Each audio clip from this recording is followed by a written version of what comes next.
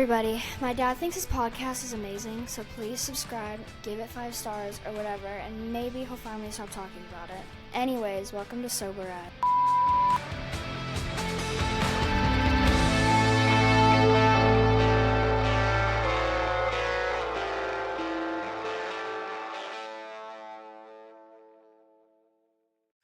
Hey everybody, welcome back to the show. I'm Ryan. This is Jess. We are sober as fuck. Before we get to today's guest, I do want to remind everybody to make sure you're subscribing, sharing, commenting.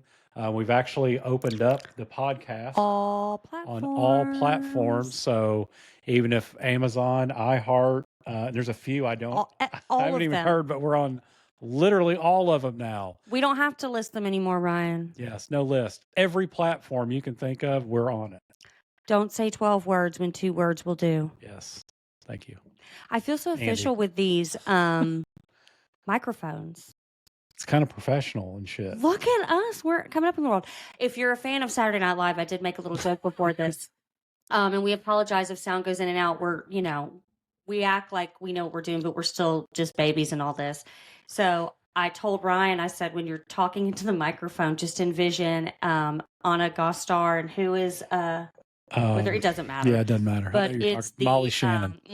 It's the public radio, the Schfetty balls, and just like how they pivot like this, and it's like they're so moist. I love your Schfetty balls. I love the way they taste in my mouth. They're so good. Like that's what I feel like right now. So it's amazing. Yes, got to do the little pivot. Yes. With that said, quick trigger warning. We do talk about everything, including sweaty balls on this podcast, but also addiction, mental health, self-harm. If you can think of it, we talk about it. Yep. So obviously, if you start feeling some way, please prioritize your mental space and log off. But assuming you stick around, I always say I'm so excited about our guest today, but I'm so excited about our guest today. She is someone you met on Reframe, Desiree. Yep.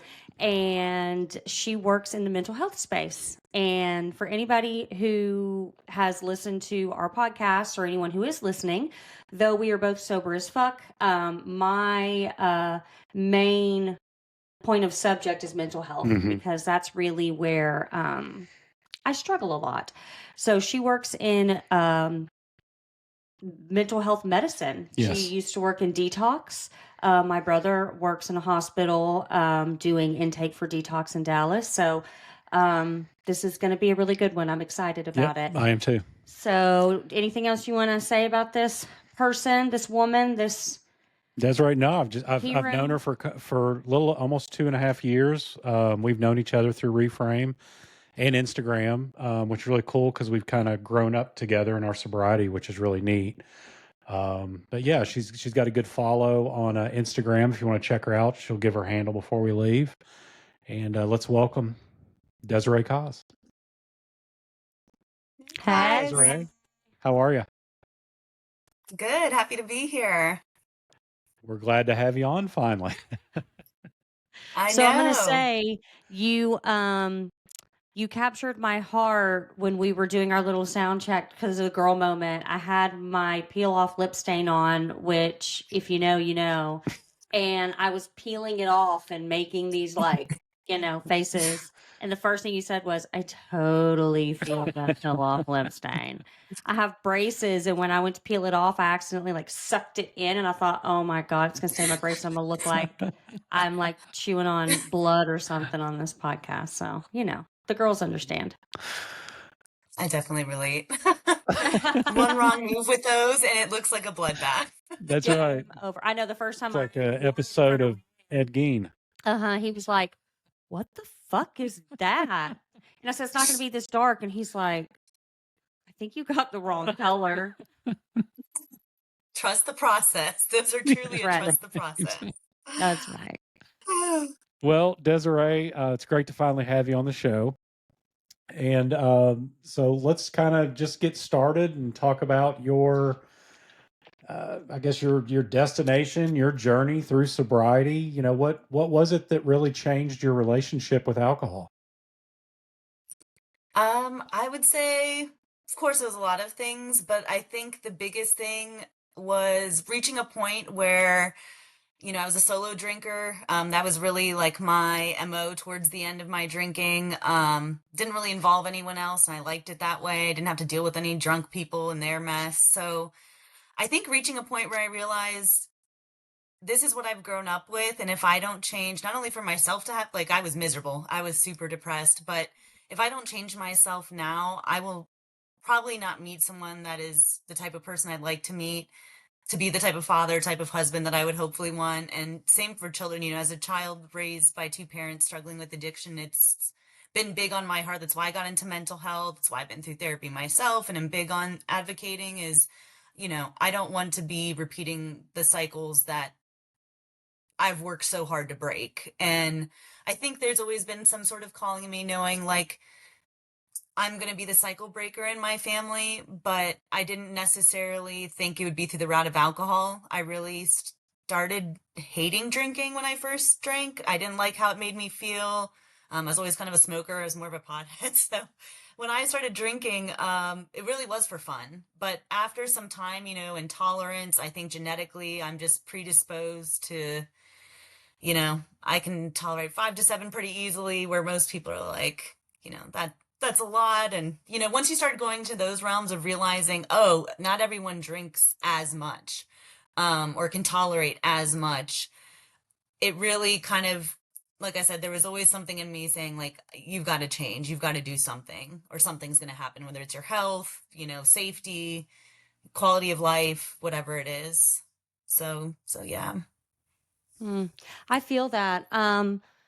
I was a big THC user as well, and that was always like my go-to. Like anytime I mean, even in, high school, anytime everybody would be drinking, I'd be like, oh, I don't want to be drunk or hungover. And I'm like, I puke, like my body, eventually I will like throw up. Like eventually I don't have a lot of blackouts because it's like, my body's gonna be like, you're done, whether you like it or not. But I was the same. Like I would smoke weed because I'm like, oh, like nobody does anything dumb while you're smoking weed. But it took me a while to realize that same thing. Like I have alcoholism, addiction in my family. So I could still drink more than the people around me who were like drinking as often as I was. I maybe couldn't drink as much Right. as like you, but compared to someone else who would drink the frequency I would, I'd be sitting there taking shots or whatever. And it's not that I didn't get drunk, but it was like, not as quickly, and it takes you a while to realize like, oh shit, like that in and of itself is a very dangerous game. And I got used to like smoking weed and doing that and still being able to drink, whereas a lot of people are like, oh, they could drink me under the table. You were one, but like you're like, I can't drink and smoke pot, and you're like, well, I can. And Yeah. you don't think about it at Yeah. the beginning, right? You're just like, oh, I Yeah. can just do this well, like I just don't have a problem. So I really resonate with that. Yeah. Yeah, I think it's, when I think of kind of like my timeline, like you're saying, like it starts in teenage years, right? Like dabbling or trying things, your friends, it's all just for funsies. And I think growing up, my dad still struggles with alcohol. But especially when I was growing up, he really kind of was like, I feel like losing his grip. Um, and so I think it was a way for me to cope initially, the smoking and the drinking. And once, as I got older and, I started drinking for fun, that's where the tolerance built. Like once I became legal and was 21, and I really didn't drink that much before. But then once we started going out to bars and clubs and hanging out, there's so much in this DMV area. You could go anywhere and have something any of the night. Clubs are going off on Sundays. So, um, I think I kind of got into that clubbing and bar scene and was having fun. And then I got my DUI, which was pretty, looking back, it was pretty silly. It was like 5 minutes from the courthouse. Like you could walk to the courthouse from there, and that the cops line up outside Thirsty Thursdays and wait for people to leave. And it was one of those accidental blackout nights. I ran into like 5 different friends and had like 5 different drinks for free. And I was like, cool, free drinks, anything that was free. I was like, great. Um, Blacked out, and that was probably one of the worst experiences of my life, of like the hangover the next day, because I usually did okay, but I had blacked out, thrown up on myself and in the cop car, dry heaving, hangover in the jail cell, milk, bologna sandwiches, nurses who are not worried about Good you. stuff. And I think that experience really woke me up. I was like, oh wow, this is horrible.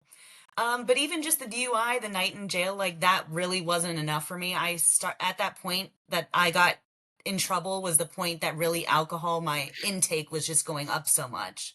So, so did the night in the drunk tank, then had to go to court for the DUI. I was on probation. I kept getting violations on the breathalyzer in your car because I drink. So I stopped going out and drinking. I was like, great, I'll just drink at home. Couldn't manage a bottle. I would drink so much that, even if I pass out at 10 or 11, I'd wake up to go to work at like 7 or something. And that's every time, that's how I blew into the thing. It would register zero point zero 0.01 or 0.02 or something small. Mhm. And now, of course, work in the field, I'm like, no, if you're still blowing some the next day, you've been drinking a lot. So it took me really, I would say, a good year and a half of the whole like legal troubles to really realize like, oh, this isn't just getting in trouble and going out drinking like everyone else does. Like at this point, I was lying about how much I was drinking, hiding my drinking from people. And that kind of catapulted me into the solo drinking, was like the not being able to drink and drive, which I hate to say, I really like to do. I like to have my little mini airplanes, and before pregame or after work. And so during that period, and I had to go back to jail. So for me, who comes from a good family and like, educated, and I was in my master's program and I was just starting my master's in counseling, all that was happening. And it still wasn't enough for me to stop drinking for about, I would say, like 7 more years. So when I see people like now in working in addiction, I know that cycle to get to a place where you're truly done, like you are finished. And even that, I know people 20 years sobriety and they slip, but I think for me, I think all that I went through, by the time I was ready to quit, I knew I was ready to quit. I put myself through so much mentally, legally, physically, monetarily, emotionally. You know, I hate to say, but I was someone who self-sabotaged when I was in pain. I think growing up, I learned not to take, I would get isolated, I get grounded a lot. So I just took it out on myself. I'd use drugs, use alcohol, whatever I could, just to numb what was happening, in my house and stuff at home. So for me, I think my mental health journey and then working in mental health has kind of been my lifelong mission ever since then. That's incredible. Yeah, a couple things. One, you and I have kind of a similar story when it comes to quitting because, I just like you, I was done. And it's kind of like one of those you're sick and tired of being sick and tired, right? You're sick of this Yeah. cycle all the time. You're self-sabotaging everything. My biggest thing was I couldn't be happy. Every time I get happy, I feel like I needed to bring everybody down or myself down, whatever it was, just so I could, I guess, feel the way that was normal to me. I couldn't be happy. And of course, like yourself, going through therapy and things like that, I've learned to cope with that in a completely different way. But yeah, it's hard you don't hear it a lot where you and I, or people similar to you and I, were just say, "I'm done. I don't have cravings anymore. I don't have triggers. I'm done with it. I have moved on completely." And as we were talking before, you not only moved on personally, you moved on professionally too, where you just completely said, "I'm in this profession and I'm not going to use this as an excuse anymore." And you moved on. If you want to talk about that. Yeah, I feel like kind of what you're saying. I was someone growing up, like as a kid, before all the trauma and drama and drugs and alcohol, that I feel like I was always described full of life, creative. I was always just loving people, loving things, loving animals, creating all different types of stuff in all different ways. And like the alcohol just, I think about it's called spirits, and it drained my spirit. Like who I was drained through that. The depression that I realized, I still struggle with now was 10 times worse. It was just everything was a struggle to do. and it still can be now sometimes. Sometimes I still have, not to that extent, but it still is like, especially these winter, like slow months coming, I'm like, oh, that's tough.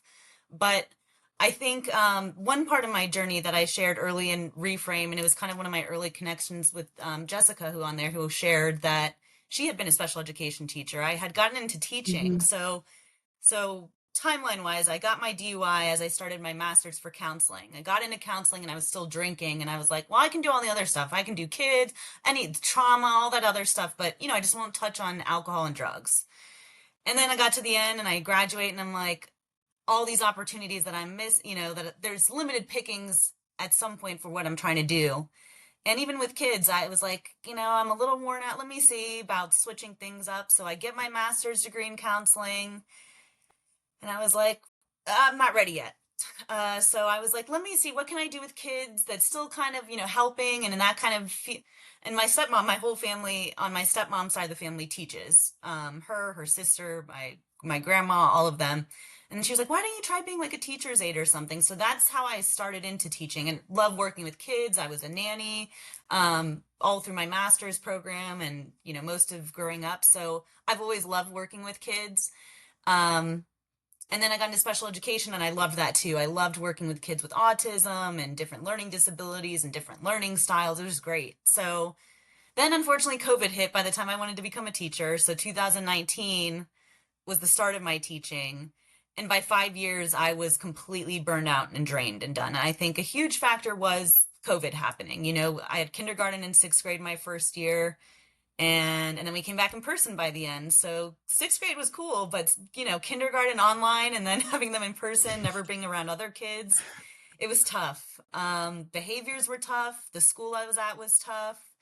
And I was really, through that 5 years of teaching, 2019 to 2023, I was drinking my head off and everything shut down. So I had an excuse. So by the time of the burnout, I was just, leaving my identity. And I got a master's in special education during that time. So I was very functional as an alcoholic. I had 2 masters in that period of time, started a new career. And then by the end, I was like, I can't do this anymore. I don't have any joy left or patience left or time for myself. I'm struggling with money. I was working a part-time marketing job serving liquor. So it was just, my whole life was kind of in that way, centered that way. So when I quit teaching in 2023, June of 2023, the end of the school year, I didn't have any plan. I was just like, I was too drunk all the time to figure too far ahead, starting over wise. But then I was like, burnt out at the end of COVID stuff we had to do. It was just a mess. So I quit teaching, and I knew after that was about 10 years. I got my DUI in 2013. So 10 years from my DUI to then. And that's where I was like, this is it. Cause I had tried I'm going to drink one on the weekends. I'm going to only have this many drinks. I'll only do these days. I'll do it if I work out. I'll do this. And I think COVID really opened my eyes when the gym shut down. Food delivery became super easy and available. All my triggers kind of came to a head. So I gained a bunch of weight, stopped working out, drank a lot, and my depression just was so bad. So I think my shift kind of happened out of nowhere. I quit and I was literally looking for jobs for 4 months, started putting everything on credit cards because I was like, oh, I thought this would be easier. I have 2 master's degrees. And so it just happened to be a family friend of my mom's, actually, who I've known for a while. And he worked at Detox and he was like, there's a part-time, if you want. So I was like, hey, I don't have anything right now. So ended up starting part-time there, 4 months after I quit teaching. And that honestly has been like the start and lead in to my whole journey now of where I'm at. So I work for the county. The Detox is part of the county. And then I also, where I'm working now is part of the county. And we're all just like connected somehow, whether you're emergency or here or there, we all work together. So it's been very full circle, I would say, I feel like it's been 2 different lives. I feel like I had the life of a lot of my clients, so we totally get it. And now ever since quitting teaching and quitting drinking, my new life really has started. So it's just been such a blessing, I just am so grateful that, like we were saying, for me, it ended then because I struggled for 10 years. It just didn't look like to everyone else struggling, hitting rock bottom the same way that it does for everybody. But I was there for a long time. And I think those last 5 years, I was really, really in it. So yeah, now detox, I was there maybe 8 months. And then they were like, you're way too qualified for here. You need to go somewhere else in the county, get your money and get a better schedule. I had no weekends. They just kind of put you on whatever. And now I telework half of the day, half of the week. They're really flexible. We've got a great team. I love my coworkers. I love the work that I do. And I know that none of this would have happened at all if I continued to drink. Even if I left teaching, I know that none of this stuff that's happened in my life now would be if I hadn't give up alcohol. Yeah. I'm sorry, Jess. And how rewarding is it that, you get to share your knowledge of going through that with and helping people now.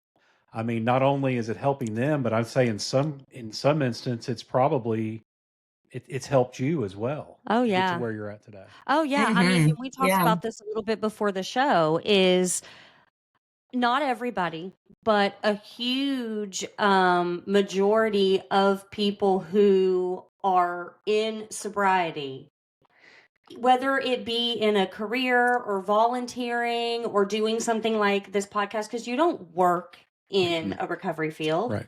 but 90% of your time is spent in those spaces.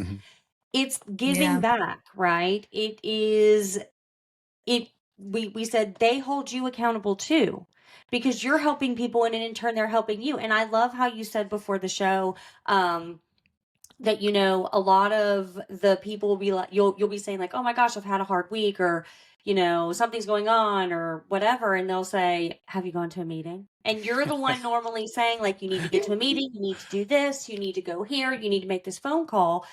But Yeah. I think that remaining in those spaces and keeping yourself immersed in that to some capacity, it humbles you, right? Because it's just human nature that as time goes on and as you do things and you're more and more sober every day, and like you say, Ryan, like you're just a non-drinker or a non-user, and so you no longer really, not for everybody, but like identify with these titles or these stigmas, that your mind just naturally gets a little lazy. And that's not a very good word, but you know what I'm saying? So keeping yourself in those environments, it's people being like, wait a minute, you are literally just one like shaky moment, not even a bad moment, shaky moment away from it all changing. And not that you need to like live your life scared that you're going to fall over the edge, but it's a little bit of good fear and anxiety, and to remember that we're human beings is good. I mean, my brother has been sober for, gosh, what, like almost like in February, it'll be 6 years. 6 years. Yeah. And he lives in Dallas. And he works for a company who partners with hospitals, and they set up in hospitals, and he does intake for detox, right? So they have like a transportation department, yada, yada. I'm sure you know how all this works. Yep. And he says the same thing. He's like, I can't imagine doing anything else, because this is where I need to be. This is like my church. This is my meeting. And he does all those other things. He still goes to AA and NA because he was a user of all of the things. But, we'll make little jokes about something and say something like, oh my gosh, aren't you glad you're not numbing out? And he's like, I am, but, I kind of want to every day, but I'm glad I'm not, like, because he's still in that moment of, he's like, a drink or something, like it still sounds good. Not that's the intrusive part, right? He's like, I love my life, I don't want to use. He's like, but, and you have this mentality, like if I do it, it's an all or nothing. So I think staying in those circles and staying around those people just reminds you. And to kind of circle back a little bit, when you're done, you're done. But it sounds like, and correct me if I'm wrong, Desiree, but I know for you, Ryan, and for my brother, that throughout that journey, there's not necessarily a moment, but there's a quiet voice eventually in the background. And maybe for you, Desiree, it was your DUI that's like, okay, I probably need to stop this, right? So I like Yeah. how you said that from the outside facing in, maybe it didn't look like a rock bottom or whatever, but internally for years, there's been that voice in the back of your head that's like, you need to quit. And then eventually, you're right, there comes this moment where you're like, I am fucking done. So everybody else, it's like, wow, it was so sudden. But for you, it's like, no, I've been killing myself for like a decade. This is like a long time It was coming. a third of my life. How you felt? Yeah. Is that how you kind of felt too? Yeah, I really think that like I think people don't understand getting sick of your own stuff enough. And looking, I think for me, someone who's always been highly motivated, highly driven in different ways, that losing all of that, having these ideas of who I could be or things I want to do or the best version of myself and feeling like I can't attain them anymore. Because again, for especially pre-COVID, I was very, I was still on the gym. I was eating all the things to look good, to all for the aesthetics and all that. And it all kind of hit me with COVID of like I had to face all of that. Like I use food to cope. And so once I couldn't work out the same way, it started adding up. Even now, I've kind of made peace with it now because I'm like, you know what, if I'm not drinking, I don't care if I have a sugary coffee. I don't care if I have a donut or something. If I'm not drinking, I really don't care at this point. But I think a huge part for me has been kind of what you were talking about of just wanting something. And I realize between mental health and myself personally, the clients, all what we're feeling is something so uncomfortable that we want a break. We want a release. And that's what in sobriety, I think you're faced with, and you learn to live life differently is all that life frustrations still happen whether you're sober or not. But then, especially in early sobriety, it's so hard because these things trigger you, these little things or big things trigger you so much, and you realize everything was an excuse to drink. Bad things, something going wrong, something going right, being anxious. So I'm anxious, so I'm going to drink, and then whatever, by the time I don't care, it'll be figured out. And so for me, I think a big, I've always been very self-aware and very curious about the way things work, the way people think. And I think all we're trying to do is escape feeling horrible. And I think that's human nature. But I think for some people, like I had a friend growing up whose mom or dad would get upset and they'd be like, I'm going for a run, I'll be back. And I was like, and she ended up running, she got into track and field and she did running and stuff like that. And I think if I came home and saw someone instead of pounding shots or drinking all night, or literally the first response is get home and double shot of tequila, maybe my responses would have been different. So I think between like what we learn, what we see around us, and what becomes comfortable for us, whether we've created that or it's something we've seen, it's learning. The way I look at it is learning all these little intricacies about ourselves that you can handle sober. It's just you have to look at it differently now. It's not reaching for something that you take and it makes you feel better. Because I've been doing the same with food, and even then, the problem's still there. It doesn't change anything. Yeah. I yeah. I suffer with binge eating disorder. So I didn't mean to interrupt you, but just to say, like, the food thing that you talk about, 100% get that. 100%. I do too. Mm-hmm. Yeah. So it's just, that's why I realized the addiction. You work on one thing and then other things start appearing. I was like, oh, I'm still depressed. I thought I was going to lose 15 pounds and not be depressed. Yeah. Yeah, it's like you get sober, and it's funny because, and Desiree, you know this from us being on meetings together. When you hear people say like, "Well, I just thought all these problems would go away," or "This shit's not going away," it's like, no, now you just have to face it with a clear mind. Yeah, that was not the point. The tolerance is really the life tolerance is the practice. It's like I love that. Traffic, and it's realizing your triggers. I think it's like once you get sober, I think what I've seen too is people who get sober but are still doing the addict habits, like still working in that mindset. And I've talked with clients about that of like you're still working in a dynamic where you're you're showing up late, you're not communicating, you're doing all these things where like, if you actually try reaching out and communicating, you'll realize you have support and understanding, and you're probably not used to having that. So I think so many things that come, or someone being willing to making changes besides just stopping drinking, because like you said, then everything else is there. The anger, being an angry drunk now you're just angry.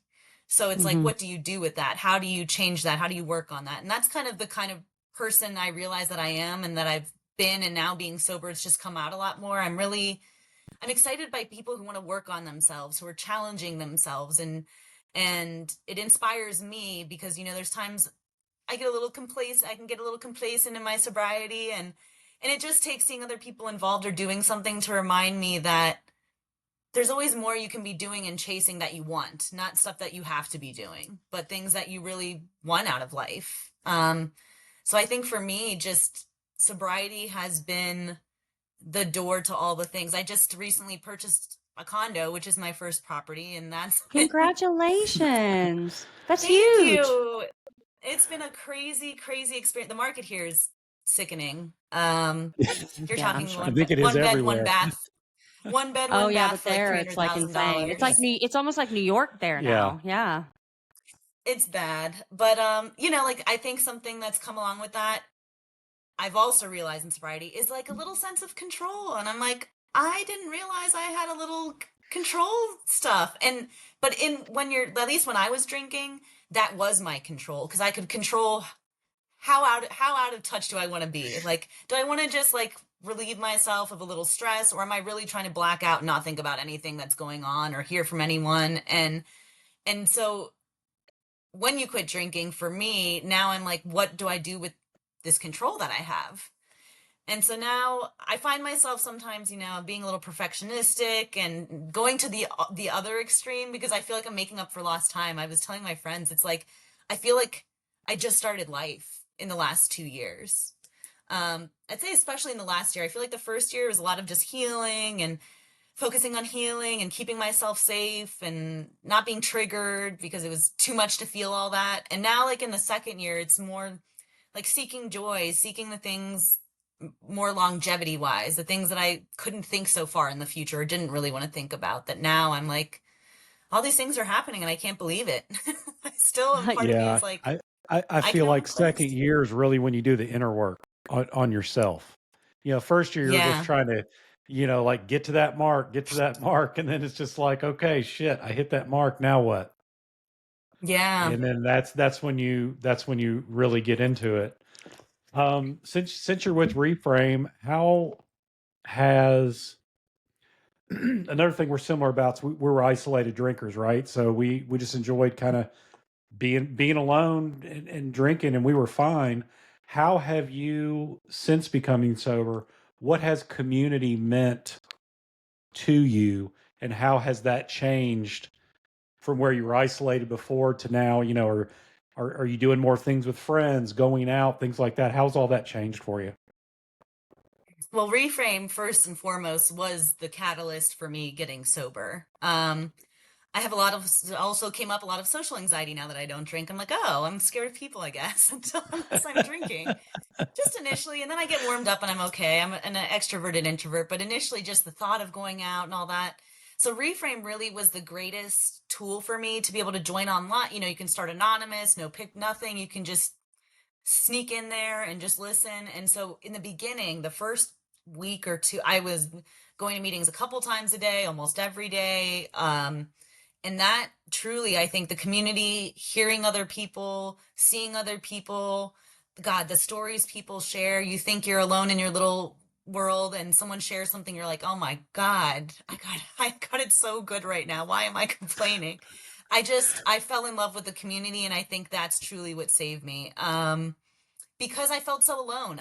I realized in my, it's funny how you keep yourself stuck in the loops, but like I was so alone, drinking alone and not wanting to be around other people, that being able to be home alone, newly sober, online, hiding out, was just the safest and best place for me at that point. Um, and then, you meet people along the way, you relate to something, and you gain a couple friends here and there. I'm big on I like communicating on Instagram and following people on there and stuff. So I really got to connect with people there. And I think that making my sober Instagram really was like the start for me, because I was like, I'm doing it, like it felt so corny at first. I'm like, oh, this, little pay, whatever. But it really just became, I wanted to connect with people a different way, off the meetings. And I just got so much support on there. I think everybody has, between Reframe and people you meet off of there. And so yeah, Reframe was like the first big step of community. And then after that, I tried going to some meetings in person. I think I had some like awkward experiences that kind of put me off at first. One of the guys leading the group asked for my number, and I thought it was kind of normal because he was leading. And then my aunt's like, no, girls with girls, boys with boys. And then he started texting me late night. So I didn't want to go to the in-person meeting. So then I kept, coming back to Reframe. I was in a relationship for about a year. And I think he kind of opened me up to more joy in sobriety. But then I kind of fell off the community. So once that relationship ended, I was like, oh, I let the community go, and that's kind of what we were talking about with like clients and stuff, of like, it's easy to say, well, are you going to meetings? Are you checking in? Are you feeling lonely? Are you talking to your people? And it's like, no. So that was something for me. It was doing the same habits I was doing drinking, which was staying home alone and watching TV or eating or whatever it was, and not changing that. So I was like still feeling lonely and sad in some ways. And I'm like, oh, I'm still doing the same thing. I'm just not drinking for it. And it actually is kind of sad and lonely when you take the alcohol away. The party's gone. So I think that was a big catalyst for me continuing to seek out community, whether it's like work or people that are sober or social media, meetings, any of that kind of stuff. It's just been so helpful for me.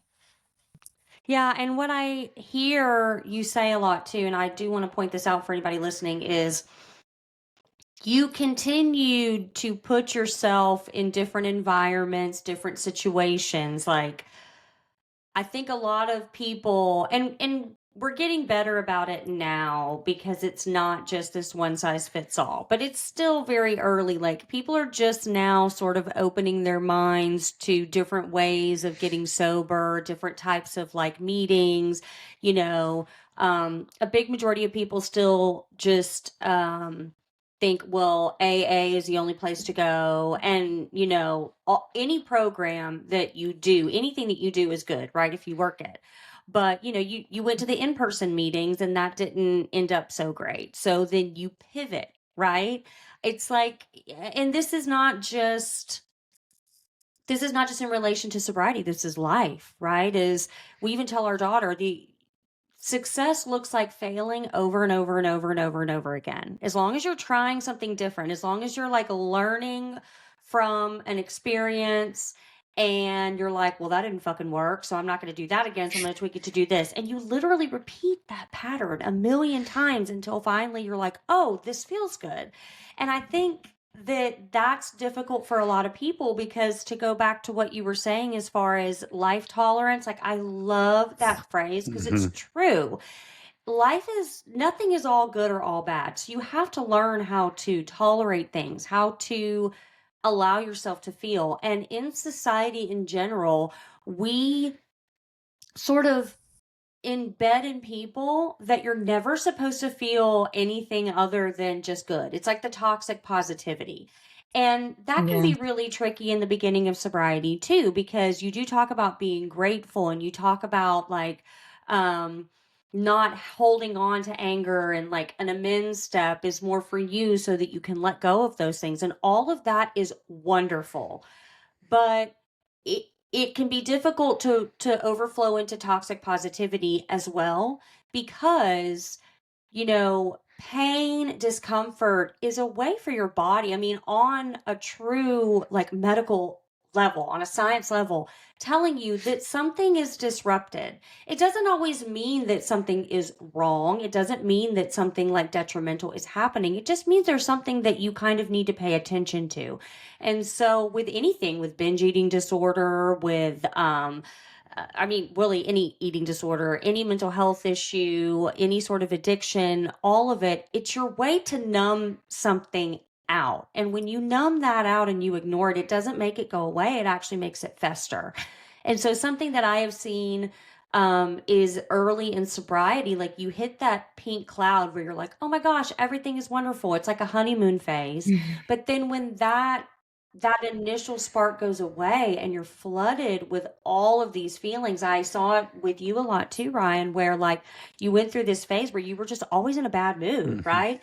And I'm like, what the fuck is wrong? And I, from the outside looking in, thought, oh my gosh, we're regressing. This is not what's supposed to happen. But really what it is you're not used to just feeling like shit and having to sit there or being like, I don't like how this feels, and not being able to do something to cope with that. I mean, and you can work out, you can go to your meetings, you can journal. And I think it's really important for people to understand that sometimes, I mean, you continue to do those things, but there are times where even as you're doing those things, it's not that it's not working, it's that you're not every day you're going to feel grateful or happy or thankful or good or glad to be there. Some days you're going to be in a meeting and being like, I would literally rather be anywhere else right now. I mean, I'm here, but like I'm just existing in this space. And you know what? That's okay, because that's a human experience. And that's that life tolerance. You're just not used to it. You're not used to sitting with those feelings. And so again, I hate to be redundant, but that phrase life tolerance, it's so true. That is what I've seen can be the hardest for people, is they're like, why is this not working for me anymore? Well, it's not that it's not working for you. It's that it's just not, it's like, you buy a new car and at first you're like, oh my God, I'm gonna drive everywhere. I'm gonna drive down the street. And then 6 months in, you're like, oh my fucking God. And somebody asked me to drive somewhere. And it's not that it's not working. It's just not as fun and new. It's not a brand new toy anymore. Yeah. And so I really love you say that, and that you said that, and being around people who are newer in that, being around people who've been in it longer, it definitely gives you perspective. And to understand, like, not every day is going to be a banger. Like, you're not going to wake up every day and be like, oh my God, I feel so great today and being sober is so amazing. You're still going to be thankful for being sober, but it's still kind of maybe a shitty day. And you know what? That's okay too. You just chuck that up as a day where you stayed sober and you participated and you worked your program, and tomorrow you get on with it too. So I think that's something really important as well. Like you said, it just gives you perspective. And I think that's why people stay in those communities too. Because if you're not tethered to some sort of community like that, it's really easy to just be like, oh, fuck it, today's a bad day, so it's fine, tomorrow will be better. And I see that a lot too. Yep. Yeah. So before we get you to my favorite question of the podcast, what kind of advice would you give to the newcomer, or what kind of advice do you give out now to people who are just starting their journey in this? The first one is be gentle and kind with yourself, because it is, if you're used to being your own worst enemy, especially when you start getting sober, it's easy to keep doing that. So let yourself just be. Oh, I also have to say I'm a Pisces, so I'm big on feeling your feelings, aside from being a counselor. But feel your feelings, allow yourself to have sad days. And on those days, I've learned to coddle myself, like kind of baby myself. If I'm having a sad day, I'll lean into it. I'll do all the things to make myself cozy and feel better. And I think the third message is just to continue to lean into communities. I don't believe a one size fits all. I think whether it's 12-step, AA, NA, going in person, going virtually, Reframe, another online community, anything like that, whatever works for you, your gym, any community that you find that works for you and keeps you sober, keep leaning into that, even on the days when it's hard. And more than anything, just keep at it, one day at a time, truly one day at a time. I love that. Self-care and self-love. Something I have to say, because I wanted to say it earlier and I missed my opportunity, is, we talk about how like, you get a lot of social anxiety and you're like, oh, is it that I don't like people or whatever? And you're really pivoting is, to piggyback on your advice, get used to being that old person who stands on their front porch. Like, I 100% get now why like there are these like old ladies who like walk around and are so stuck in their ways, and they're not really like mean or ornery. They just like know who they are and they don't have time for anybody's bullshit. Like, I want to be the woman with the garden picking tomatoes who acts like she hates growing the tomatoes but secretly loves it, but loves bitching about it. Like, it's just it's fun. And I tell people all the time, I'm like, I love being boring. It is so much fun to be boring. So I love that. It is the best. I strive to be a very cranky old lady. I That is think my you're goal in there. life. I hope so. You're there already. You can't get away with it as much though. Like, I'm 40 and like if now I just seem like bitter, but when you hit like 60, it's on. So people are like, "Oh, that poor old woman, life's just gotten to her." You know? I can't wait. I'm excited. I can't wait to meet you there. It's going to be All right, Desiree. So we'll get you out of here on this. You got to go back to your old drinking days. I need a good, funny story. Could be you. Could be about a friend. If it involves somebody peeing, it's even better. falling, puking, Falling, puking, yeah. falling asleep in random Let's places see. with random people. Oh, I've got a good one. I have so many. I'm like, how much do I want to share here? Dig deep. One of my last favorite club experiences, like I've told you, I'm about 30 minutes from the DC area, so clubs galore. Back when I was a club rat with all my friends, we got wasted one night at the club, and I was always a vodka girl, so vodka everything. That night, the boys at the table all bought dark liquor. Hennessy, Jack Daniel, just everything dark. And by the end of the night, 2, 3, the lights are coming on. They're like, all right, you gotta. So we're just passing the bottles around to get them out. And after that, one of the friends suggests, let's go to Krispy Kreme is like right around the corner. All 5 guys, all the different places. I was like, oh, fresh donuts, that sounds amazing. So we go get the box of fresh donuts. I'm walking with them. We're going. I'm eating them. And that first bite of, I can't eat Krispy Kremes ever since then. That first bite of sugary iciness, as soon as it hit my mouth, I was like, oh no. So I literally, in one hand, I'm carrying the donuts. The other hand, I start puking and walking down the street. Friends come and grab the donuts. They're like, oh my God, no. So ever since that day, I cannot eat Krispy Kremes because the last memory I have is the taste of Hennessy.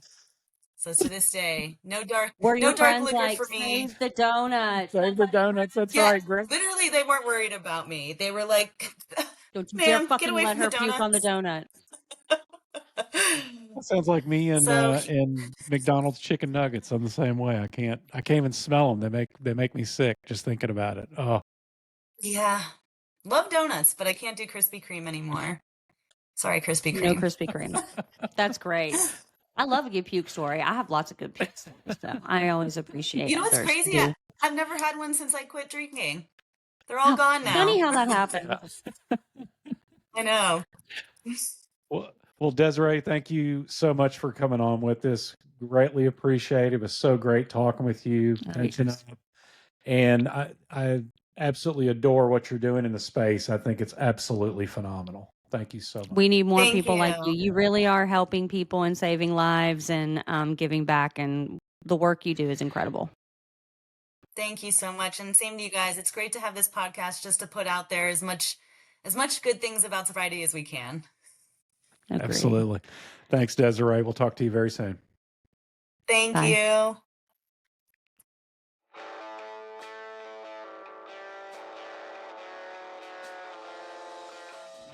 If you love the podcast, which I know you do, please like, subscribe, And hit that notification bell to get Boom. notified every time we post. That's right. Dropping them, baby. Word.